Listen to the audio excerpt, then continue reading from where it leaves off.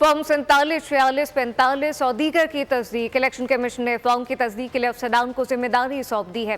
Chief election commissioner ने मामले की मंजूरी दे दी।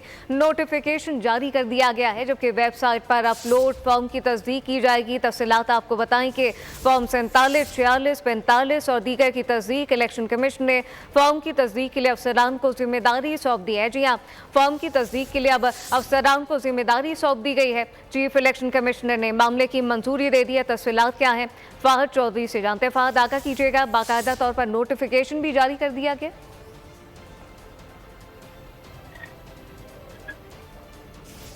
फाहद सुन सकते?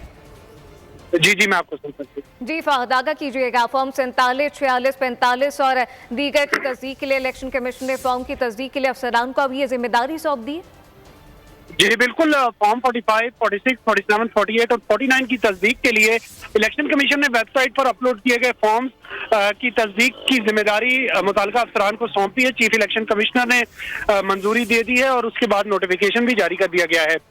NA 1 से 266 तक फॉर्म्स की तस्दीक के टीम लीडर मोहम्मद नासिर खान होंगे, जबकि PK 1 से 115, PP 1 से 297, PS 1 से 120 और PB 1 से 51 तक टीम लीडर काशिफ अब्बास मलिक होंगे।